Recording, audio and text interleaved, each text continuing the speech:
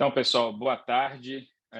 Eu sou Anderson Rocha, sou professor do Instituto de Computação da Unicamp e eu estou aqui hoje com o professor Luiz Fernando Bittencourt, que também é professor aqui no Instituto de Computação.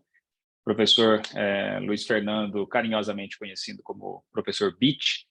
Ele é o coordenador de pós-graduação do Instituto, nesse momento, e eu, nesse momento, sou o diretor do Instituto. Nós tivemos essa ideia de fazer esse bate-papo com vocês aqui hoje, justamente para contar um pouco sobre como é fazer mestrado, doutorado no Instituto de Computação, tá bom? E a ideia é que seja um bate-papo, a gente só vai falar um pouquinho, uns 2, 3 minutinhos sobre algumas coisas gerais, e aí a ideia é que vocês levantem a mãozinha aí do Zoom e a gente vá respondendo as perguntas e dúvidas que vocês eventualmente tiverem, tá bom? Então, essa ideia aqui foi discutida no Instituto para trazer um pouco mais de informações sobre o nosso processo de mestrado e doutorado. Temos o acompanhamento da nossa secretária Cristiane, que está nos ajudando nesse processo de divulgação e está aqui presente conosco hoje. Obrigado, Cristiane, pelo apoio. E a ideia é que a gente discuta como é o processo, tá bom? Então, inicialmente, eu gostaria de primeiro colocar para vocês que o mestrado e doutorado no Instituto de Computação, ele tem a nota máxima na CAPES, nota 7, o que significa que ele é um programa de nível internacional. Tá? Então, normalmente, quando você tem um programa que é nota 5, significa que ele tem excelência nacional. Nota 6, ele está já acima da excelência nacional e se qualificando para excelência internacional. E a nota 7 é um programa de nível mundial, de excelência mundial. Tá? Então, é a nota máxima no sistema CAPES de avaliação da pós-graduação do Brasil. O nosso curso de mestrado e doutorado tem essa nota máxima. Tá bom? Então, isso significa que nós fazemos pesquisa de impacto mundial com parceria com diversas instituições no mundo. Isso se traduz, por exemplo, em oportunidades para os nossos alunos irem para o exterior, ficarem um tempo lá, 6 meses, 1 ano ou até mais, e, em algumas situações, até conseguir o que nós chamamos de duplo diploma, um diploma tirado na Unicamp e em uma universidade do exterior, ou seja, com uma participação, ou seja, fazendo o doutorado do Instituto de Computação em parceria com essa universidade do exterior, você sai com um doutorado duplo, tá? Nós temos oportunidades, por exemplo, do que nós chamamos de doutorado direto, alguém que vem direto da graduação e tenta o doutorado. Temos oportunidades com empresas a partir de projetos de pesquisa com empresa, com bolsas de empresa ou mesmo fazendo estágios em empresas. Então, a gente gostaria de conversar sobre isso com vocês aqui hoje, já deixando isso num contexto para vocês ficarem tranquilos. Uma outra informação já de cara, tá? Para todo mundo. Todo mundo aprovado terá bolsa. Isso é inevitável. Não acho que aconteça isso em outra universidade nesse momento, não consigo afirmar para vocês, mas no Instituto de Computação, depois de vários anos tentando, nós conseguimos parcerias com empresas, com ex-alunos, criamos um fundo chamado Fundo Alumni. Hoje nós conseguimos garantir bolsa para todo mundo que entra. Tá? Então, eu tenho preocupação de que não tenho condições de ir para Campinas. Não, você terá bolsa, ok? Muitas vezes você receberá um complemento até de uma bolsa, quando a bolsa é uma bolsa baixa, por exemplo, da CAPES, do CNPq, a gente consegue complementar essa bolsa, dado que a gente já verificou que é importante em Campinas ter esse complemento. Então, esse aspecto financeiro a gente gostaria de deixar claro desde o início. Tenho vontade de fazer mestrado, tenho vontade de fazer doutorado, estou com dúvida se vou ter bolsa. Não, você vai ter, tá? A gente só vai discutir de onde vai ser a sua bolsa, porque às vezes você vai entrar num projeto com uma empresa, então a sua bolsa vai ser de uma empresa. Eu estou trabalhando num projeto, ainda não tem uma empresa associada, ok, você vai receber uma bolsa de uma outra fonte, mas você vai ter oportunidade de receber bolsa. Mas eu não tenho condição de me mudar para Campinas, gostaria de uma ajuda para o transporte. Nós temos também ajuda para o transporte para aqueles que estão em um local mais afastado e se enquadram numa situação de vulnerabilidade social, por exemplo, não tem naquele momento como vir para Campinas. Nós ajudamos também, tá? Então a gente gostaria de deixar isso claro logo de início, tá bom? Eu vou descompartilhar a minha tela aqui para que a gente tenha um bate-papo mais tranquilo. Então, a ideia da nossa live aqui hoje é discutir como vir para o Instituto de Computação. A gente gostaria que, ao final dessa conversa aqui, a gente convença vocês que o IC Unicamp é o lugar legal para vir e vocês venham. Tá? Então, eu passo para o professor Bitch se ele gostaria de fazer algum complemento nessa conversa inicial aqui que eu fiz. E, em seguida, a gente começa com as respostas a perguntas. Como é que a gente vai fazer? Levanta a mãozinha e faz a pergunta ao vivo, com áudio, ou, se achar melhor, pode escrever a pergunta no chat e o Bitch e eu vamos acompanhando e respondendo. Tá bom? Deixa eu passar aqui. Bitch, pode fazer seu complemento.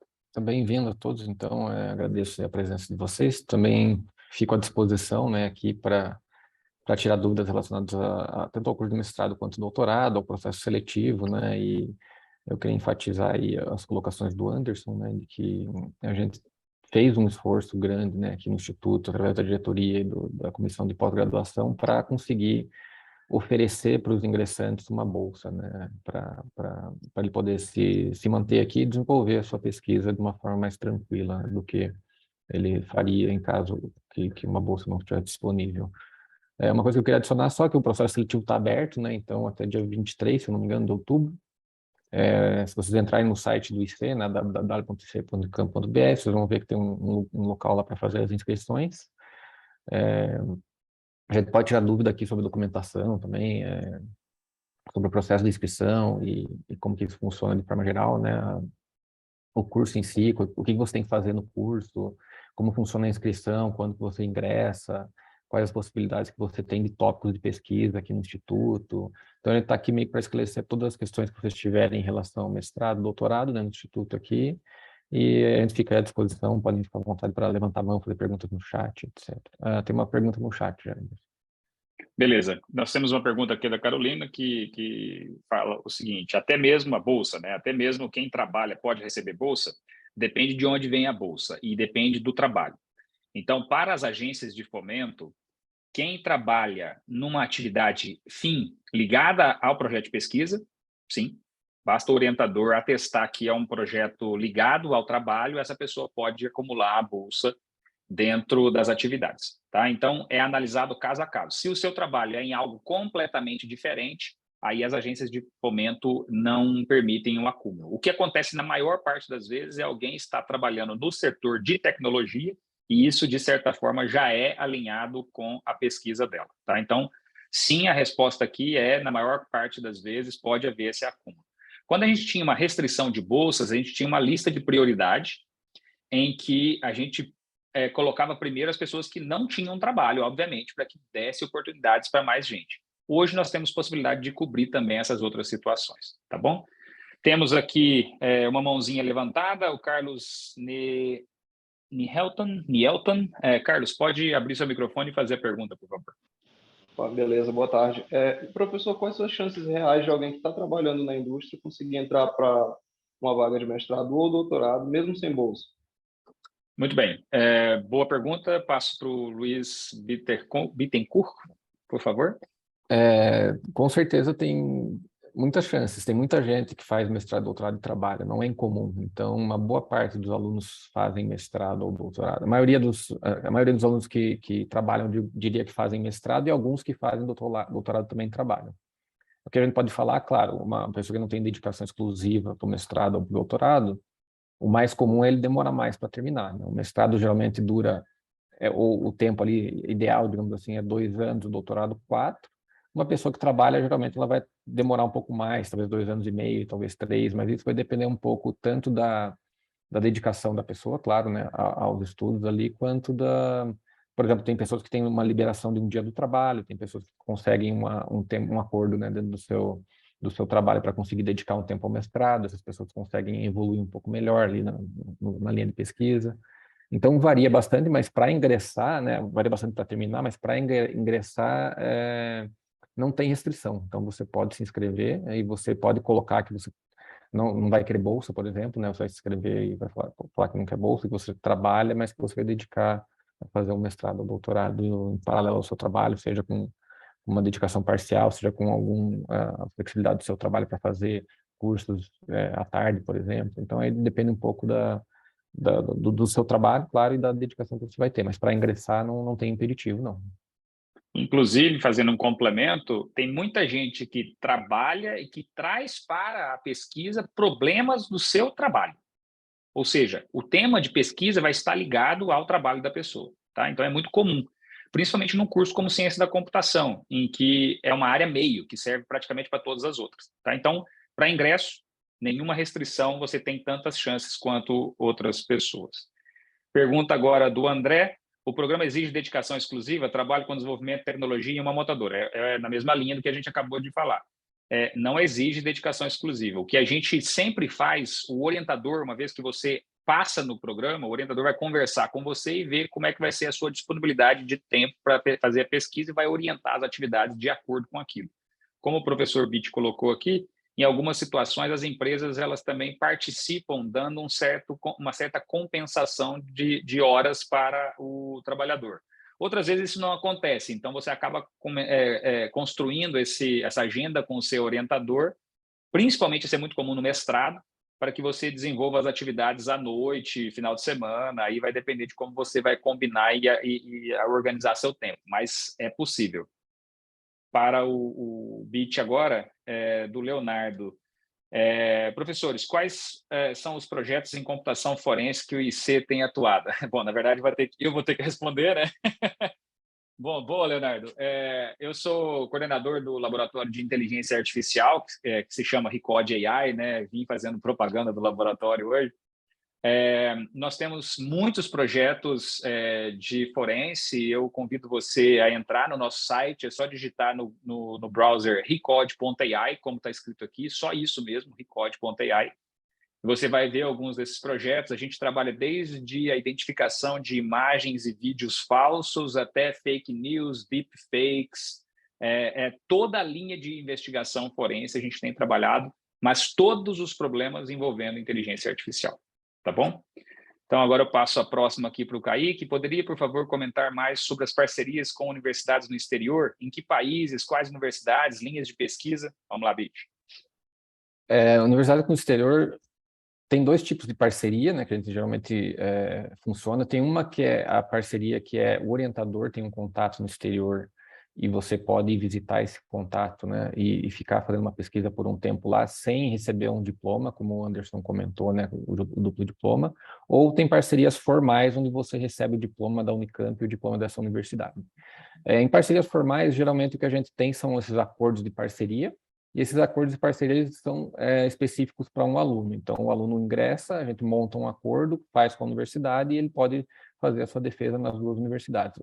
Algumas vezes o que acontece, o aluno vai para o exterior com essa colaboração informal, né, que o orientador tem, desenvolve a pesquisa e, em paralelo, faz o acordo para fazer o duplo diploma, e aí, depois de 1 ano ou 2 anos fora, se for no caso do doutorado, ele retorna, faz a defesa e fica com o diploma das duas universidades. Exemplos recentes que eu tenho assim na mente é a Universidade de Berna, na Suíça, né, que a gente tem alguns alunos que foram para lá, Waterloo, no Canadá, a Universidade de Alberta, no Canadá, a gente teve uma parceria também recentemente. Notre Dame, nos Estados Unidos. Notre Dame, nos Estados Unidos, Paris-Saclay, que é na França, Cardiff, no Reino Unido. Então, essas são parcerias que eu lembro que são recentes, mas não tem nenhum impeditivo para um aluno, por exemplo, que quer ir para algum país específico, ou conhece alguém numa universidade específica, junto com o seu orientador, contactar essa pessoa no tópico de pesquisa que ele está desenvolvendo e montar uma parceria nova em conjunto com o Instituto. Então, isso é sempre viável, claro, desde que a universidade no destino também tenha essa abertura, né, para criar essa parceria. Isso envolve, claro, né, uma negociação de convênio, né, a universidade tem que aceitar as disciplinas daqui, a gente tem que aceitar as disciplinas de lá, então isso tem que ser formalizado e dito, né, como que essa defesa vai funcionar, vai ser uma defesa só, vão ser 2 defesas, e esse acordo geralmente é montado entre mais uma universidade. E a Universidade de Rennes, na França, a gente está tramitando agora, né, um acordo também, então sempre tem acordos vindo e vindo, né, para a Universidade do exterior. E esses são exemplos de universidades que temos duplo diploma, tá? Exato. Quase todo mundo, ou eu diria que todo mundo que entra no nosso doutorado, que queira fazer pelo menos 1 ano fora, a gente tem o chamado doutorado sanduíche, tá? E no doutorado sanduíche, a gente sempre tem oportunidade para essas pessoas. Vou dar alguns exemplos que aí o universo aumenta mais ainda. Universidade de Colorado Springs, um aluno meu acabou de fazer lá, tem outro lá agora. Universidade de Notre Dame, Universidade da Flórida, Harvard. Sim, quando a gente fala, as pessoas até assinam. Vocês têm parceria com Harvard? Sim, temos. Eu mesmo participei lá como professor visitante e já fui aluno meu de doutorado, ficar com eles 1 ano na Universidade de Harvard.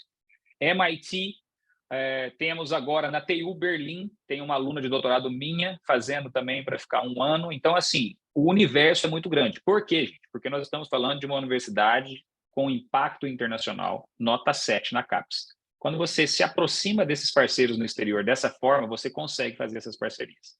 Então, nós temos doutorado, sanduíche e duplo diploma. O aluno pode escolher, mas quase todos acabam escolhendo o doutorado sanduíche, que é ficar 1 ano fora, tá? Volta para o Brasil e termina o doutorado. E, obviamente, se você vai para o exterior, terá bolsa. Na FAPESP, por exemplo, que é a nossa Fundação de Amparo à Pesquisa do Estado de São Paulo, nós temos um programa chamado BEP, BEP, que é a Bolsa Estágio Pesquisa no Exterior. E ele cobre as suas despesas no exterior enquanto aluno de doutorado lá em Sanduíche. Tá bom? Pergunta agora para o BIT. Caso a pessoa passe no processo, precisa se matricular imediatamente? A gente tem o processo, são 2 processos no ano, né? Então, tem um para ingresso no início do ano e tem um para ingresso no meio do ano. Então, se você se inscreveu no processo para o início do ano, você se matricula no início do ano. E aí, se você não puder, por algum motivo, se matricular naquela oportunidade, a gente vai recomendar que, se você passou no processo seletivo, você simplesmente se inscreve novamente no próximo processo, né? E aí você ingressa novamente. A tua chance, se você ingressou uma vez, de ingressar novamente, não é desperdício, é uma boa chance de ingressar de novo. Então, você não precisa se matricular naquele semestre, mas aí você vai ter que fazer o processo seletivo de novo, né? A gente não consegue postergar, a gente não está postergando o ingresso, tá? Mas se você passou no processo, a tua chance de passar novamente é relativamente alta, tá? Pergunta agora, tenho interesse sobre compiladores, mas não entendo muito bem qual é o objetivo de um mestrado na área de compiladores. Otimização, uma nova linguagem, quem define o tema é orientador? Bom, eu vou começar a responder, o BIT pode me complementar. Ele é da área de redes, eu sou da área de inteligência artificial, então, naturalmente, não somos especialistas em compiladores, mas acompanhando a pesquisa de colegas aqui, uma das maiores buscas em compiladores é justamente a otimização, tá? Então, como você deixa os compiladores mais otimizados, seja para rodar em computador ou seja para rodar em dispositivos móveis, por exemplo, em que você exige um código clean, um código leve, um código rápido. Então, a otimização em compiladores é um tipo de pesquisa feito no Instituto de Computação. Outro tipo é otimização justamente desses códigos que vão rodar em GPU, tá? Então, em inteligência artificial, por exemplo. Então, tem muita pesquisa aqui pelo professor Guido, por exemplo, de compiladores envolvendo também técnicas de inteligência artificial e como fazer isso para alto desempenho, tá? E quem define o tema é o orientador? Definitivamente não. Há diversas possibilidades. O aluno pode entrar e participar de um projeto que o orientador já tem, tá? Nesse caso, você vai conversar com o orientador um tema dentro desse projeto maior. Eu já orientei casos em que o aluno trouxe um tema super interessante e a gente trabalhou junto, tá? Quando eu fiz mestrado, eu trouxe o tema para o orientador, tá? Eu propus o tema porque era uma área que eu queria e ele aceitou orientar naquela área, então é muito flexível, tá? É sempre uma conversa feita com o orientador. E eu já vou adiantar aqui uma pergunta que eu tenho certeza que alguém vai fazer. Eu já tenho que ter um orientador para ingressar? Lógico que não, tá? O ideal aqui é você fazer a inscrição, você vai ter 6 meses para achar o seu orientador, tá bom? Para o BIT agora. Para os alunos recém-graduados em áreas como matemática, física, engenharias, conseguimos contato anterior à inscrição com os professores para um projeto de pesquisa ou isso deveria ser algo autoral do aluno? Você pode fazer as duas coisas, Rafael. Você pode buscar na lista de docentes do Instituto aqueles que se aproximam mais da sua área de interesse, né? Por exemplo, no caso de matemática, talvez um professor de teoria da computação ou um professor que trabalhar com modelagem matemática de algum problema. Se for estatística, pode ser inteligência artificial, machine learning. Física e engenharia, aí vai depender um pouco do que você estudou, né? Qual que é o seu interesse para você procurar um professor que tenha mais afinidade com aquele tema e ver aquele tema de pesquisa daquele professor. Você pode contactar direto o professor. Se você não souber quem contactar, você pode contactar a secretaria ou a coordenação de pós-graduação e a gente vai em busca de alguém que tenha uma uma área que talvez seja mais relacionada com o seu interesse, né? E o projeto de pesquisa para ingresso é uma coisa que você tanto pode propor e falar, eu queria fazer um projeto de pesquisa assim, assim, assado, o que você acha? Aí você pode discutir, né, com esse professor e você fazer a inscrição já com um orientador pré-definido, ou você pode fazer um projeto de pesquisa você mesmo, eu quero trabalhar nessa área, eu estudei aqui algumas coisas, eu vou propor uma coisa aqui específica para um mestrado nessa área, e você se inscreve sem um orientador definido. Aí você tem esses 6 primeiros meses para definir um orientador naquela área de pesquisa. Ou o que a gente principalmente analisa quando você escreve um projeto desse tipo é a sua capacidade de exposição de ideias, de organização de texto. O texto que você submete de projeto não necessariamente precisa ser o que você vai trabalhar depois, você pode mudar, tá? Então, é aberto. Nós vamos avaliar o projeto de pesquisa que você escrever, de 5 páginas, por exemplo, a sua capacidade argumentativa. É como se fosse uma redação, tá? Não necessariamente você precisa atuar naquele projeto depois. Então, é bem aberto, é justamente para exercitar essa questão de trabalhar com pesquisa, tá? Inclusive, a próxima pergunta da Roseli é: quais são os projetos de pesquisa? Então, o que eu vou sugerir aqui? Nós podemos citar alguns, tá? Mas o nosso instituto ele é organizado em 14 laboratórios de pesquisa, tá? Nós temos laboratório de inteligência artificial, de redes de computadores, de arquitetura, de sistema de computação, nós temos o de processamento de imagens, de robótica, de engenharia de software. Existem 14 laboratórios. Cada um deles tem uma página, tá? Então, eu sugeriria vocês entrarem na página do Instituto e lá ir em laboratórios. Você pode clicar em cada um deles e conhecer um pouco mais dos professores e dos projetos, tá? Mas existem alguns projetos que a gente tem como meninas dos olhos, assim, que a gente conhece mais, são mais recentes, têm atraído muitos alunos, tá? Eu vou dar alguns exemplos. Nós temos projetos muito grandes, por exemplo, com empresas. O professor Beach, por exemplo, participa do Laboratório de Inteligência Artificial de Arquiteturas Cognitivas, feito com o Ministério de Ciência e Tecnologia, o Eldorado, o Softex e a Motorola. Técnicas de inteligência artificial de forma geral, de internet das coisas, de sensores, para desenvolver arquiteturas mais inteligentes para celulares, por exemplo. Um outro projeto grande é o que nós chamamos de Hub de Inteligência Artificial para Saúde e Bem-Estar, que é previsão de doenças a partir de wearables, de relógios inteligentes. Tá? Esse financiado 100% pela nossa parceira Samsung. Para vocês terem uma ideia, no Hub de Arquiteturas Cognitivas, que o professor Beach faz parte, por exemplo, tem em torno de 55 pessoas. O mesmo número que tem no Hub que nós chamamos de Saúde e Bem-Estar, que chama Viva Bem. Então, só aqui você já tem uma ideia de 2 projetos muito grandes. Tem projetos com a indústria de petróleo, temos projetos de robóticas, temos Olimpíadas de robótica, de programação. Projetos existem muitos. Com certeza, se você gosta de computação, algum projeto que você vai gostar de algum projeto. Tá? As Quer completar, áreas... Biti? eu ia comentar que, assim, no Instituto, as áreas de computação são quase todas as áreas são cobertas, então, e, assim, praticamente todos os professores têm algum projeto, nem que seja um projeto menor, assim, com poucos alunos, ou um projeto que só tenha o professor como coordenador e alguns alunos dele, ou colaboração com outros professores do laboratório. Pode ser associado com indústria ou não, pode ser projeto de entidades de pesquisa como a FAPESP, por exemplo, o CNPq ou CAPES, né, financiamento público de pesquisa ou financiamento privado. Então, a gente tem as duas coisas, né? Então, eu diria que, como o Anderson falou, a gente tem para todos os gostos, né? Todas as áreas da computação e projetos voltados para colaboração com a indústria ou não, né? Então, pode ser um projeto que você define com o seu orientador ali na linha de pesquisa que ele já tá associado.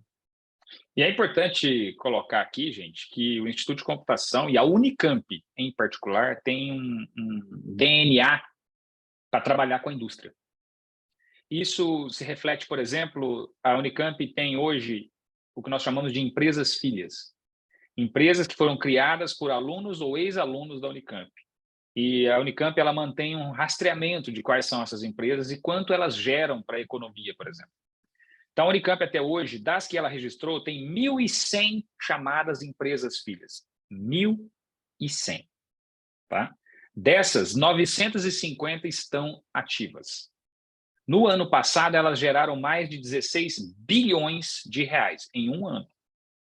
Em um ano. Quantas empresas dessas saíram de ex-alunos do IC? Cerca de 15% a 20%. Então, dessas 1.000, nós estamos falando de aí pelo menos 150, 200 empresas. Ah, professor, pode dar algum exemplo de empresas que saíram do IC? Claro, algumas delas valem bilhões de reais hoje. Algumas que vocês já conhecem. Movile, que é a empresa, por exemplo, que é dona do iFood. Então, o dono do iFood é ex-aluno nosso. O CEO do iFood, ex-aluno nosso. O dono da Movile, é ex-aluno nosso. Quinto Andar, você já deve ter ouvido falar, ex-aluno nosso. CIT, acabou de entrar agora na Bolsa de Nova York, ex-alunos nossos, os fundadores. Nós temos inúmeras outras. Tem aluno que formou doutorado comigo que já montou as suas empresas e estão hoje já navegando nesse mundo de startups. Tá? Então, assim, é muito comum alunos virem para o instituto, pesquisarem alguma coisa, descobrirem alguma coisa, resolverem ir para o mercado e fazer isso. E é muito comum também aluno de graduação resolver ter uma ideia, se associar a outros alunos e montar uma empresa e ela vai e decola. Nós temos parque de incubadoras na agência de inovação, tem todo o apoio para todo o arcabouço preciso para você deslanchar. E, inclusive, estamos construindo agora o que nós chamamos de Computer Science Hub, que é um prédio que a gente vai ter como Hackspace para os nossos alunos testarem ideias. Então, fazendo propaganda, obviamente, né? A gente gostaria de receber os melhores alunos, então, por isso que a gente está tendo essa conversa aqui hoje. Esse tipo de espaço serve para justamente isso. Próxima pergunta do Ítalo. Um aluno que não chegou a fazer iniciação científica durante a graduação tem chances no programa de mestrado? Poderia contar um pouco sobre como funciona a seleção? Bit.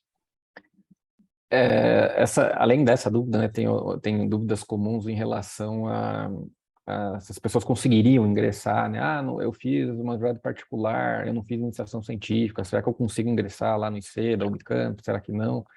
E a resposta é que você consegue, né? Tem muitos exemplos, até inclusive de aluno que ganhou o prêmio CAPES de tese, foi menção honrosa do prêmio CAPES de tese, que fez a graduação em universidade particular, não fez graduação em universidade pública, de renome, ingressou aqui no mestrado, doutorado, se deu muito bem, fez um trabalho excelente e ganha prêmios de melhor tese aqui, ganha o prêmio de melhor tese na Suíça. Então é comum alunos que não se formaram em universidade pública ingressar, que não fizeram iniciação científica ingressar, e terem sucesso. Então, não é uma coisa assim... Porque às vezes as pessoas acham que estão muito distantes, né, da realidade do instituto aqui, porque não fizeram uma iniciação, não fizeram uma universidade pública voltada para pesquisa, o que não é verdade. Então, nós temos excelentes alunos tanto da universidade pública quanto particular, e temos excelentes alunos que não tiveram contato com pesquisa antes e que ingressaram e fizeram um excelente trabalho também. Então, você tem chance. Sobre o processo seletivo, né, contar um pouco, você tem que colocar uma documentação que geralmente envolve o seu histórico escolar, o seu currículo, aí você vai contar o que você trabalha, o que você trabalhou, se você na graduação fez iniciação científica ou não, né, você vai contar lá no seu currículo, isso é parte da avaliação, mas não é requisito, então você tem chance mesmo sem ter feito iniciação científica, e cartas de recomendação, que eu tive um professor que eu fiz disciplinas com ele, e eu gostei da disciplina, eu fui bem, então eu vou pedir uma carta de recomendação para ele escrever sobre o meu desempenho, né? O que ele acha do meu desempenho na graduação. Ou se você fez iniciação, você pode pedir para o seu orientador de iniciação. Se você não fez, você pede para professores de disciplinas. E essas cartas, elas são uma das formas de avaliar o aluno. Então, tem currículo, histórico escolar, carta e um projeto de pesquisa que você vai colocar. Esse projeto pode ser definido com alguém que você entrou em contato aqui do Instituto antes, ou pode ser definido por você mesmo, como o Anderson falou. Mas ele é flexível, né? Então, se você entrar aqui com um projeto de pesquisa num tópico e depois falar, eu gostei de outro tópico, de um outro projeto, de um outro professor, você pode mudar, você não está escrito em pedra que você vai seguir aquele projeto, tá? Então, o projeto de pesquisa que você vai definir pode ser flexível para ingresso, e essas outras documentações você vai colocar no sistema que vão ser avaliadas aí em conjunto com uma comissão que é montada para fazer a avaliação. Então, em resumo, se você quer fazer mestrado ou doutorado, só depende de você. O Samuel pergunta quais os requisitos para o aluno ter, por exemplo, um complemento da Bolsa CAPES. E é uma pergunta muito importante, porque a Bolsa CAPES a gente sabe que faz 20 anos que não é reajustada. Por isso que a gente criou esse programa Alumni, que é um programa em que ex-alunos do IC, que já são bem-sucedidos, eles fazem doações para o Instituto e a gente pode fazer, por exemplo, complementações de bolsa e pagar bolsas. Hoje, o nosso único critério é: você tem alguma necessidade por critério socioeconômico de complementação de bolsa? Aqueles que respondem sim, a gente implementa. Então, no semestre passado, para vocês terem uma ideia, a gente complementou em torno de 10. Tá? Então, 10 responderam que precisavam, a gente complementou. Tá? Outra pergunta. Não me formei na Unicamp. Quais são os critérios para ser aceito numa área como compiladores, trabalhos prévios, interesses? Eu vou responder essa. A gente não olha para a área que você vai trabalhar. Então, se você quer fazer inteligência artificial, se você já fez alguma coisa em inteligência artificial. Não. O nosso processo é unificado. Tá? Então, a gente olha de forma unificada em todos os alunos que se inscreveram, quais têm os melhores currículos, independente da área. Ah, mas e se acontecer de passar 5 pessoas para compiladores? Não tem problema. Naquele ano passou 5 para compiladores, porque eram 5 muito bons. Tá? Então, a gente não se importa com isso. Em alguns lugares, eles selecionam por áreas. Nós não. A gente prefere deixar o conteúdo, todos os alunos no mesmo bolo, e a gente olha para eles como um todo, independente da área que ele trabalhou até hoje. Tá? Então, isso dá mais chances, inclusive, para pessoas de áreas diferentes. Tá? Ramon, se um aluno tem um Master International, ele estaria apto a prestar um doutorado? Passo para o Bit. Assim, para o doutorado, o mestrado não é um requisito, tá? Falando formalmente. O que a gente olha, claro que quem ingressa no doutorado, 99,99% das pessoas têm mestrado, porque na avaliação isso conta muito. Se é um mestrado fora do Brasil, você pode ingressar no doutorado. Se você não tem mestrado, você pode até tentar ingressar no doutorado, mas é uma coisa muito difícil, tá adiantando, assim, a não ser que seja algum aluno muito excepcional, que já fez, por exemplo, um conjunto de iniciações científicas bem robusta, já tem uma pesquisa em andamento, talvez ele consiga entrar direto no doutorado. Se você tem um mestrado fora do Brasil e quer tentar ingressar no doutorado, você pode tentar ingressar no doutorado direto. Mas vai depender um pouco, claro, do que você fez no seu mestrado, que resultado você teve, isso você vai ter que enfatizar na sua inscrição, né? Do seu currículo da graduação também, das suas cartas de recomendação. Então, se esse conjunto da documentação for muito, muito, muito boa e você tem um mestrado feito fora do Brasil, não é um problema. Isso, complementando, eu vou dar um exemplo. Eu tenho 3 alunos de doutorado que vieram da graduação direto. Então, o que contou para eles serem aprovados? Eles fizeram iniciação científica e tiveram notas muito boas na graduação, o que já mostrou para a comissão de avaliação que eles tinham maturidade científica para poder fazer o doutorado.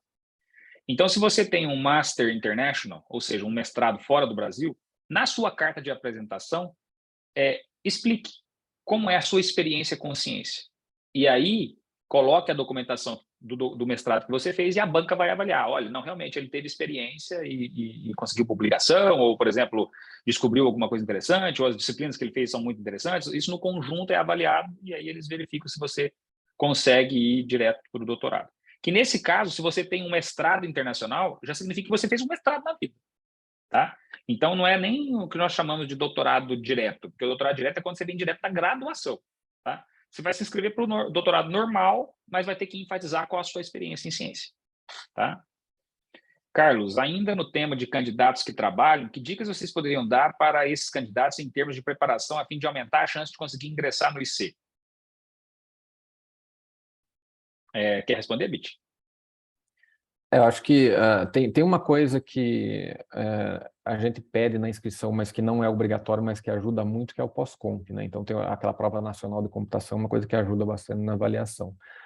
Nem todos fazem o pós-comp, primeiro porque não tem em todo local para fazer, né? Muitas pessoas se inscrevem de fora do Brasil, na América do Sul, aqui, por exemplo, e não tem como fazer a prova. Então, é uma coisa que ajuda a fazer e você pode mostrar o seu potencial com essa prova, além da sua documentação extra que eu mencionei, né? E, bom, em termos de preparação de documentação, uma coisa que a gente recomenda cartas de recomendação que a gente geralmente pede, tentar solicitar para pessoas que tenham doutorado ou pessoas que tenham experiência em pesquisa. Então, a tua carta de recomendação é assim, eu conheço professores lá de onde eu fiz a graduação ou de onde eu fiz um mestrado, e esses professores, eu fiz um trabalho, eu acho que eu fiz um trabalho bom com eles, então eu posso pedir uma carta para eles, mas o ideal é que esses professores, ou mesmo pesquisadores na indústria, tenham um título ou de mestre ou de doutor para ele poder avaliar a sua capacidade de pesquisa, seu potencial para fazer pesquisa, tá? Então, acho que as cartas de recomendação que consigam enfatizar o teu potencial de pesquisa são importantes.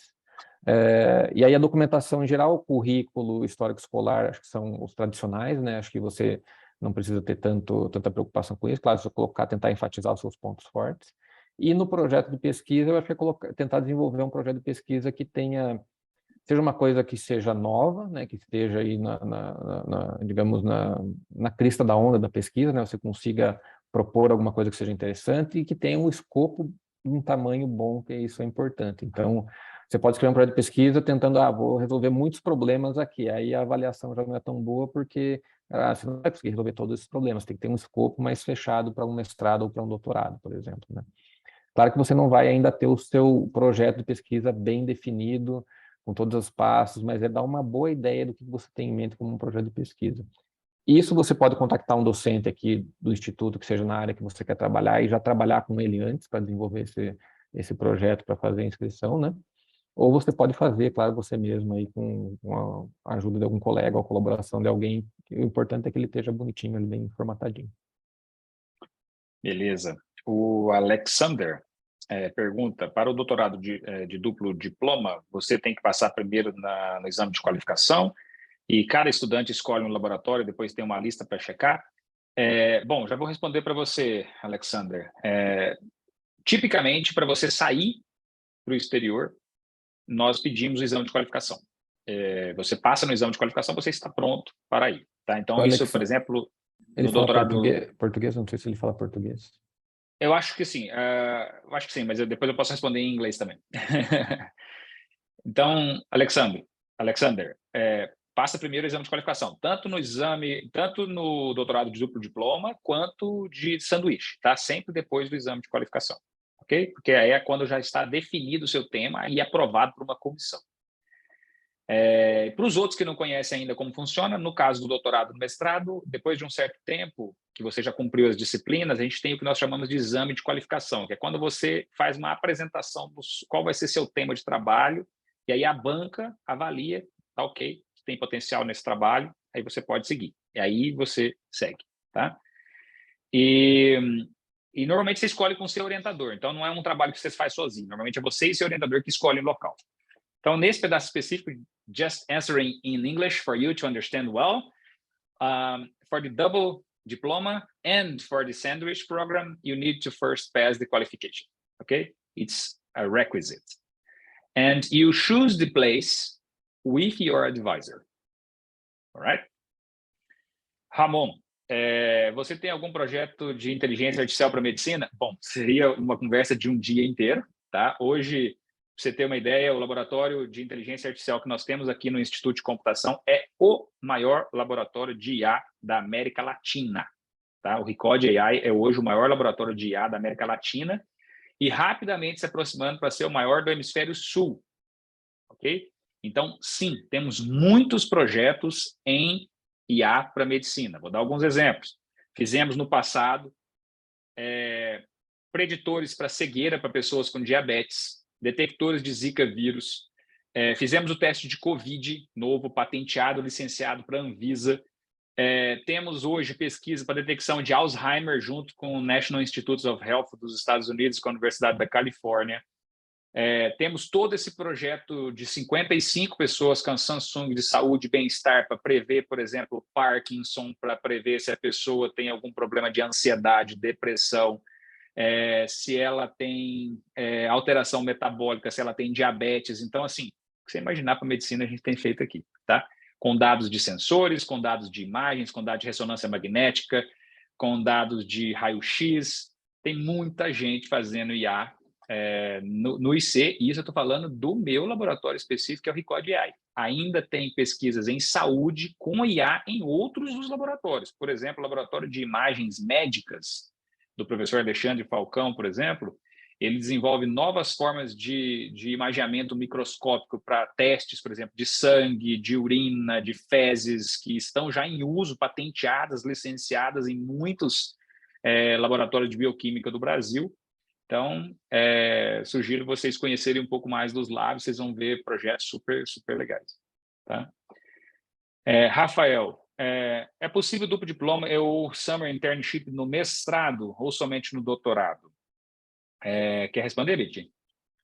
O duplo diploma no mestrado é bem comum, eu não lembro assim, se a gente já teve algum, justamente porque esse processo de criar, né, o duplo diploma ele é um pouco demorado, porque envolve uma negociação entre as universidades, criação de convênio, etc. Mas fazer sanduíche no mestrado é certamente comum, né? Então tem aquela bolsa BEP que o Anderson comentou da FAPESP, ela é para mestrado também. Então tem inclusive um aluno agora que foi aprovado a BEP dele para ir para a França, né, para Paris-Saclay, que foi a universidade que eu mencionei. Então, ou projetos de pesquisa que tem uma parte do recurso para financiar visitas no exterior, aí você pode ficar um tempo fora.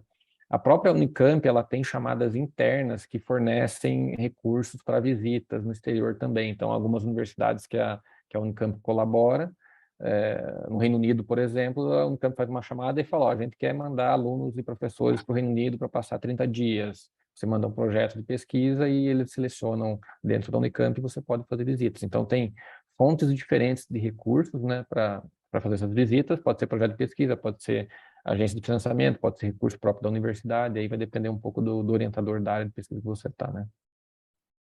Beleza. Rodrigo, eu estou no segundo ano ainda de ciência da computação, mas tenho interesse em desenvolver e aprender mais sobre computação quântica. Existe alguma referência para poder entender esse processo de mestrado, doutorado neste campo de computação quântica? Então, mais uma vez, independente da área, tá? Então, se você acessar o site do Instituto de Computação e lá no menu você escolher pós-graduação, informações de ingresso ou processo seletivo, você vai ter todo o passo a passo de o que é necessário, tá? Sobre computação quântica em específico, você pode procurar nos laboratórios para ver projetos equivalentes e ligados. O que eu conheço de computação quântica é, por exemplo, na área de criptografia. Tem gente pesquisando criptografia pós-quântica, tá? Agora, de computadores quânticos e algoritmos para computadores quânticos, especificamente eu não conheço, mas pode ser que tenha tema de algum professor nessa área. Somos 50 professores no Instituto.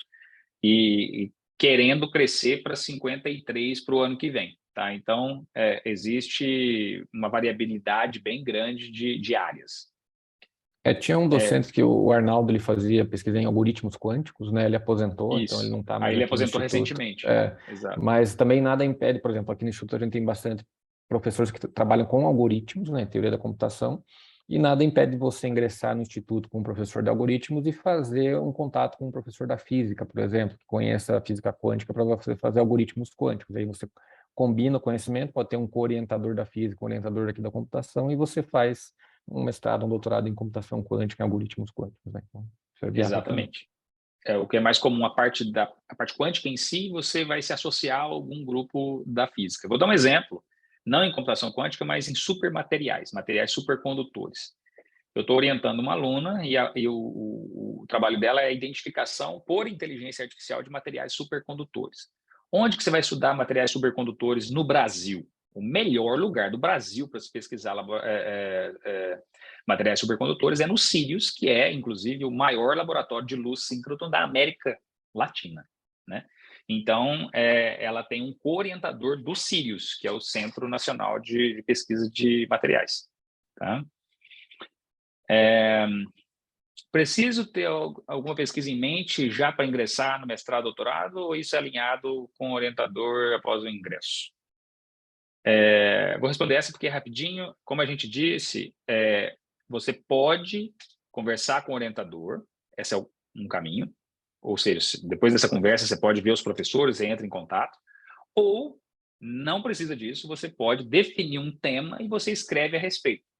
O que nós vamos avaliar aqui é a sua capacidade argumentativa de ter início, meio e fim, mostrando que você já teve uma certa experiência de como realizar pesquisa. O que você escrever não necessariamente vai ser seu tema de trabalho.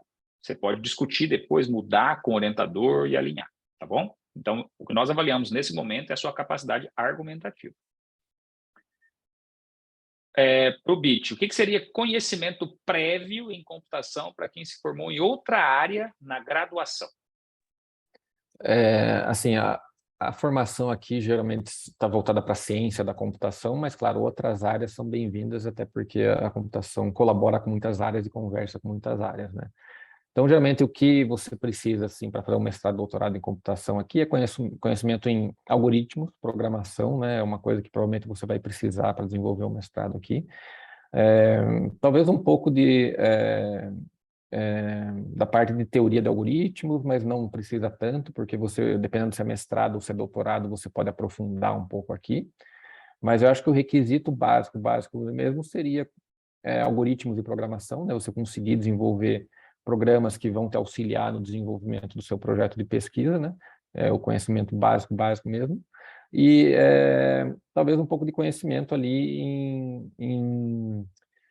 na área de computação, ou de arquitetura, ou de redes, sistemas distribuídos, alguma coisa que seja associada a uma formação mais extensa em computação, que não só algoritmos de programação. Engenharia de software também conta, redes e sistemas distribuídos, como eu falei. Claro que tem gente que tem formação mais voltada para a parte teórica, mais para a matemática, então você pode ter um conhecimento de matemática bom, ajuda, mesmo que você não tenha tanto conhecimento nessas outras áreas. Então, é meio que um balanço, né? Você pode ter um conhecimento mais teórico, um conhecimento mais prático em áreas ali de sistemas ou mais aplicadas, e essas duas coisas vão funcionar de acordo com a área que você encontrar aqui dentro. Então, para a seleção, a gente olha essas duas coisas, né?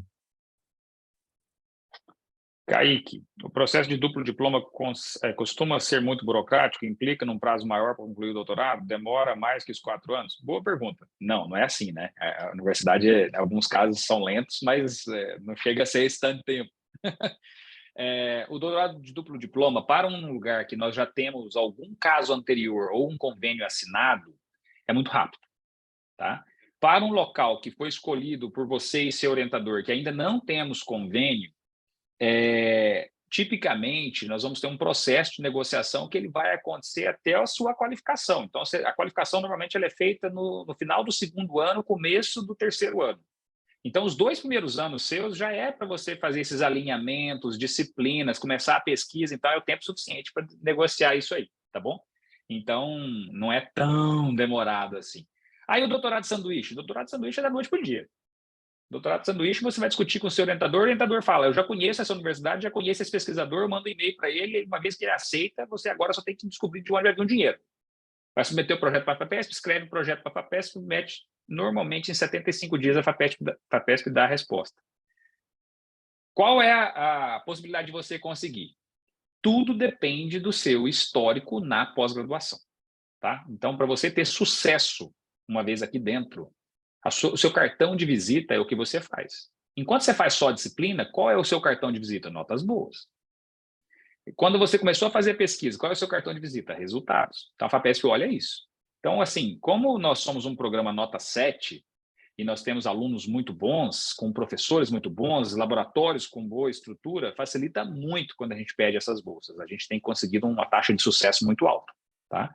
Inclusive de aceitação lá fora também, pessoas aceitando nossos alunos.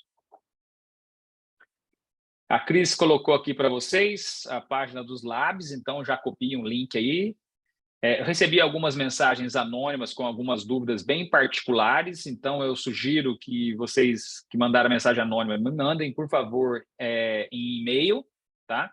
E eu vou endereçar tipicamente essas perguntas e ajudar em casos específicos. Mas uma pergunta que foi feita aqui no anônimo é: eu já fiz matéria como aluno especial.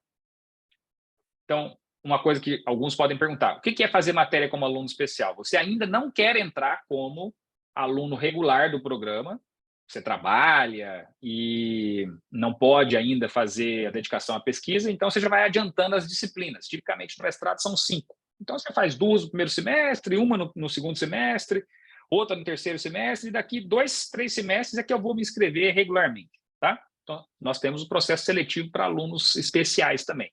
Nós aceitamos muitos alunos especiais, principalmente da indústria, tá? Aí a dúvida é, eu fiz e eu tirei notas boas. Cara, você já tem uma excelente carta de recomendação intrínseca, tá? Fez nossas disciplinas como aluno especial, tirou nota A, tirou nota B. Você vai ter uma ótima performance no processo seletivo. Ah, mas eu fiz uma em particular e fui reprovado. Isso me impede de tentar de novo? Claro que não. Na carta de apresentação, você tem que justificar o que aconteceu com você em particular naquela situação e como que outras coisas que você fez positivas podem compensar isso. Então, tudo depende de como você se apresenta e justifica as situações. Tá bom? Existem N razões para uma coisa negativa ter acontecido. Basta você colocar em contexto. Por exemplo, vou dar um caso de um aluno meu que fez doutorado comigo, que tinha tentado entrar 2 vezes no doutorado, foi reprovado, até que ele me explicou um dia, e eu falei para ele, cara, isso que aconteceu com você é muito incomum, coloca na carta de apresentação por que isso aconteceu. Ele contou para mim, depois de 2 tentativas que não deu certo, ele falou, olha, na carta, ele escreveu aquilo que ele me contou. Quando ele foi fazer a prova do pós-comp, que era um dos requisitos na época, um dia antes a casa dele foi assaltada e colocaram uma arma na cabeça da mulher dele. E ele ficou muito nervoso, obviamente, no dia da prova do pós-comp ele foi muito mal. E por causa disso, a nota baixa no pós-comp, ele não foi selecionado no doutorado. Aí eu falei para ele, nossa, essa situação você tem que contar. E ele contou, mostrou o recorte de jornal da época de que tinha registrado o assalto, que tinha sido não só na casa dele, mas também em algumas casas vizinhas. Ele passou. Por quê? Porque é uma situação muito particular, tá? Que obviamente justifica a sua má performance num teste. Tá? Então, tudo depende de como você contextualiza. Marcos, entrega de monografia na graduação é pré-requisito para ingressar em um mestrado? Sou aluno do curso de bacharelado e meu curso substituiu o TCC por um projeto integrador. Tenho medo disso, que de alguma forma pode me prejudicar caso queira seguir a vida acadêmica. Bit. Não, você não tem como requisito para um mestrado você ter entregue uma monografia, né? O que a gente olha é que você tem que ter uma graduação, né? Então, para ingressar no mestrado, você tem que ter uma formação ali na graduação. Como foi essa formação? Claro, cada universidade, faculdade, ele tem o seu processo, né? A Univesp tem um processo que é diferente da Unicamp, então cada um tem o seu processo. Se você entregou uma monografia, ou se você entregou um outro tipo de trabalho final, ou se o teu curso não tem trabalho final, você simplesmente faz só disciplinas, vai ser avaliado no seu currículo, a gente vai olhar lá, ele tem essas notas aqui nas disciplinas, ele entregou um trabalho final ou não entregou um trabalho final, mas isso não é um fator determinante, você ter entregado um trabalho final ou não, tá? O que importa mais é como foi a sua formação, quais disciplinas você fez, quais as notas você tirou, que outro tipo, talvez, de trabalho você fez durante a graduação, se fez iniciação científica, se não fez, se fez algum trabalho, por exemplo, adicional na graduação, mesmo não tendo sido iniciação científica. Então, todas essas coisas vão contar, mas não tem obrigação de ter um TCC, um trabalho final de graduação feito, tá? Muito bom. Tem uma outra pergunta. É possível se candidatar ao mestrado e ao doutorado direto ao mesmo tempo e depois se escolher? Não, mas existe um meio termo. Se você tem intenção em algum momento de pedir o doutorado direto, o que a gente recomenda é se inscreva no mestrado, venha para cá, faça o primeiro semestre de disciplina, tira a nota boa, converse com o seu orientador, professor, fui bem, mas eu já tinha o interesse logo de cara de fazer o doutorado direto. E aí a gente pede para a coordenação de pós-graduação e ela vai fazer um processo seletivo que avalia isso, inclusive já considerando as suas notas, tá? Nas disciplinas do primeiro semestre de mestrado. Já tivemos casos de alunos que entraram no mestrado e converteram para o doutorado direto, tá? Então, se você tem esse interesse, você já faz a inscrição no mestrado e aí no primeiro semestre se alinha com o seu futuro orientador que gostaria de ir para o doutorado. Beatriz, professor, sobre o edital, está sendo pedido nosso currículo atualizado. Esse currículo é um tradicional mesmo ou seria o Lattes? Quanto à proficiência do inglês, é necessária alguma certificação? Bit. Você pode, se você tem um currículo Lattes, um currículo acadêmico, você tem publicações, você quer colocar esse currículo, pode ser. Mas o que a gente pede lá é o currículo mais no sentido da tua formação e tua experiência. Então, se a tua experiência é mais acadêmica, talvez você tenha um Lattes já formatadinho, bonitinho, né, com publicações, talvez, com projetos que você participou. Se você não tem um currículo acadêmico, um currículo Lattes, você pode entregar um currículo normal e elencar lá quais são os fatores que qualificam você, né, para pós-graduação. Tá? Legal. A Roseli Proficiência. coloca... Tenho mais uma pergunta. Proficiência, não precisa colocar certificado. Claro, se você quiser atestar sua proficiência em inglês, pode colocar um certificado. Mas durante aqui o curso, você faz, se você não tem um certificado, você faz uma prova nossa aqui, que é uma prova para verificar o nível de inglês. Uma prova simples, né? Quem geralmente tem um certificado nessa prova aqui vai muito bem. Não precisa se preocupar, acho que esse não é um fator para preocupação. Tá? Roseli pergunta, o link para inscrição vocês irão disponibilizar? Com certeza. Depois da nossa live, amanhã, a gente envia, amanhã ou depois, a gente envia o link dessa gravação para todos e também o link de inscrição, tá bom? E a Roseli aponta que ela fez graduação em farmácia, agora está terminando uma outra graduação na FATEC, se teria chance de conseguir uma vaga? Óbvio. Por exemplo, se a sua graduação na FATEC é em uma área tecnológica, você teria chance, com certeza, e inclusive teria um fator diferencial por já ter uma outra graduação em farmácia, que é uma área complementar e que traz diversidade, tá? E que você ficou interessado no Hub de Saúde e Bem-Estar, tem muito a ver, né? Eu, por exemplo, eu sou o coordenador do Hub de Saúde e Bem-Estar. Se eu tivesse uma aluna que se formou em computação e tem, ao mesmo tempo, uma formação em farmácia, isso ajuda demais, né? Vou dar um exemplo atual. No meu laboratório hoje, eu tenho uma pessoa que nos ajuda muito, que trabalha em pesquisa no laboratório comigo. Ela é socióloga, mas também tem graduação em ciência da computação e agora está fazendo doutorado na Johns Hopkins, nos Estados Unidos, em sociologia. O que, para mim, que trabalho com inteligência artificial, é excelente, porque é uma pessoa que entende a parte de código e que está olhando os aspectos em sociologia ligados à IA. Tá? Então, a gente sempre busca formações complementares. Isso é bom. Tá? Então, não desista de se inscrever por causa disso. Tudo vai ser avaliado de acordo com o contexto que eu te falei. Se você está fazendo uma FATEC e é numa área de tecnologia, deixe isso enfatizado, mas também se venda bem em relação à sua outra graduação. Rafael. Professor Anderson, a linha de pesquisa e computação forense que você trabalha é mais voltada para uma programação de baixo nível ou envolve alto nível também, tentando recriar alguma cena envolvendo balísticas e outras características criminais? Tem de tudo. Tá? Nós não trabalhamos especificamente com balística, tá? Porque isso envolve acesso especificamente a casos de ataques e as balas, aos projéteis, a gente não faz isso, mas a gente faz reconstrução de cena de crime, tem muitas variações, tá? Então é bem variado.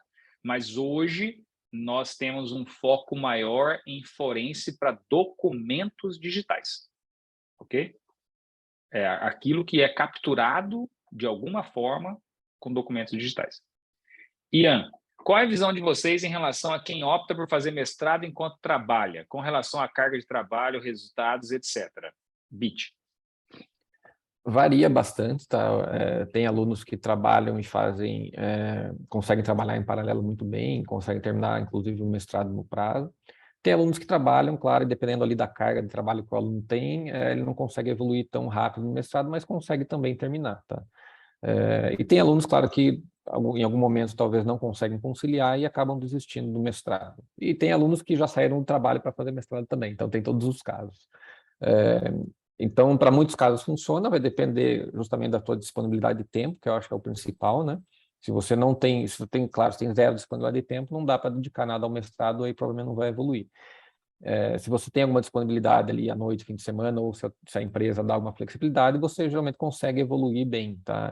Talvez demore um pouco mais, como eu disse, ao invés de 2, talvez você leve 3 anos para terminar um mestrado, mas funciona, tá? O pessoal vai bem, tem pessoal que vem da indústria, resolver problemas da indústria aqui com a gente, que vai muito bem, tem resultados interessantes, então...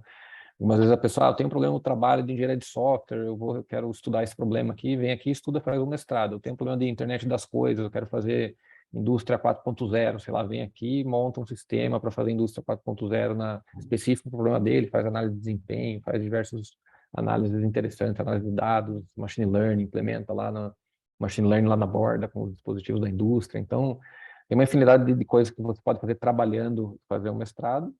Muitas vezes funciona bem, algumas vezes não funciona, vou dizer que todas as vezes funciona bem, e algumas vezes atrasa um pouco, mas o aluno faz um bom trabalho. Então. Muito bom. Alguns estão tendo que sair, mas fiquem tranquilos, nós vamos enviar depois o link do vídeo, tá? E o link de inscrição, então, sem problemas. Não sei se nós conseguiremos passar por todas as outras perguntas, parece que tem mais 29 aqui, então a gente vai terminar mais ou menos 7h20, mas se ficarem mais perguntas, a gente pode fazer um segundo encontro com aqueles que não tiveram suas perguntas respondidas, tá? Inclusive, na quinta que vem, teremos um outro encontro que vai ser aqui presencial no Instituto de Computação, que a gente pode gravar também e disponibilizar depois. Gostaria de saber o número de vagas para mestrado e doutorado. Essa é uma ótima pergunta. A gente não define um número específico, porque a gente foca em escolher os melhores, tá? Então, pode ser que num determinado processo seletivo nós escolhamos 40, porque acima da nossa nota corte, 40 eram ótimos. Pode ser que num próximo seja 50, tá? Então, o que nós consideramos aqui nós temos um requisito mínimo, após a avaliação dos nossos docentes, nós temos uma nota corte mínima, e todo mundo que passar dessa nota corte vai ser aprovado, independente do número de pessoas. Óbvio que não vai ser 100, porque nós não temos como orientar 100 pessoas com o número de docentes que nós temos. Mas o que eu quero dizer nós não vamos limitar em 30 ou 40. Vai afetar o número de bolsas? Nesse momento, muito pouco provável, porque nós nos garantimos para garantir bolsa para todos. A não ser que fosse passar 100, aí nós não teríamos bolsa para todos. Mas, como eu disse, nem pode, porque nós temos só 50 docentes. Então, não é um número fixo, tá? Doutorado é a mesma coisa. Mas o que acontece? Tipicamente, historicamente, nós temos aprovados no doutorado uma média de 20 a 25, já chegamos a aprovar 30 num processo de seleção. E no mestrado, nós temos aí algo variando entre 40 a 60. Tá? Então, historicamente, são esses números para vocês terem uma ideia. Isso. Se você olhar o edital, tem um número de vagas estabelecido, mas esse número de vagas, como o Anderson mencionou, né, até 30 no doutorado, até 60 no mestrado, geralmente a gente fica um pouco abaixo disso. Então, geralmente o número de vagas é maior do que o número de aceitos, tá? Então, o número de vagas não é um limitante, no fim das contas. Outra pergunta, não foquei muito em ter notas altas na graduação e também não fiz iniciação científica, apenas bolsa tecnológica. Conseguindo um bom desempenho no pós-comp, fazendo um TCC voltado a uma área, por exemplo, visão, seria suficiente para ser competitivo? Com certeza. Tá? Tudo depende do contexto e como você se explica. Tá? Então, se você fez iniciação científica tecnológica, iniciação tecnológica, justifica. O que você aprendeu? O que você trouxe de interessante para a sua experiência? Agora, para qualquer um aqui, gente, independente do seu desempenho na graduação, fez uma prova de pós-comp, tirou uma nota boa, é cartão de visita. Tá? Já teve caso, inclusive, de alunos que tinham tido várias reprovações na graduação, o cara fez um pós-comp e tirou 42. E vocês sabem que 42 no pós-comp é 3 desvio padrão acima da média. Claro que ele passou. Tá? Então, depende muito da situação. Muito bem. Ok, legal, entendi. Boa noite, professores. Número de vagas, não foquei muito. Bom, parece que tinha mais 20 mensagens para mim aqui, elas sumiram, acho que é porque ele não tinha mostrado que eu já tinha lido. Então, até achei que tinha mais 20 perguntas. Pessoal agradecendo, vai ficar atento às inscrições, mas é importante, gente, as inscrições já estão acontecendo, tá? Então, não deixem de se inscrever. Se tiver dúvidas, mande para a gente, professor Bit, para mim, para a Cris aqui nos ajudando, a gente tenta endereçar. Temos vagas, temos pesquisas interessantes, procurem saber sobre essas pesquisas e temos bolsas, tá?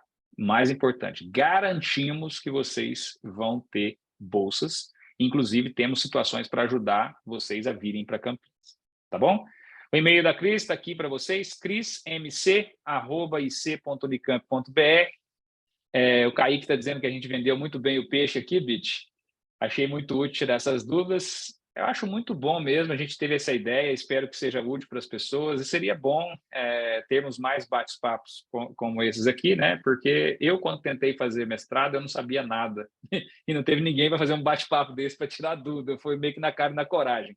Mas a nossa ideia aqui hoje é justamente facilitar o caminho para vocês, tá bom? Muito obrigado pela disponibilidade, joia, obrigado vocês também pelo tempo. Boa noite, e a gente vai mandar para vocês os links do vídeo e das inscrições. Obrigado a todos. Tchau, tchau. Obrigado, Cris também, obrigado, Bit, pela companhia. Um abraço a todos, valeu, Um gente. abraço.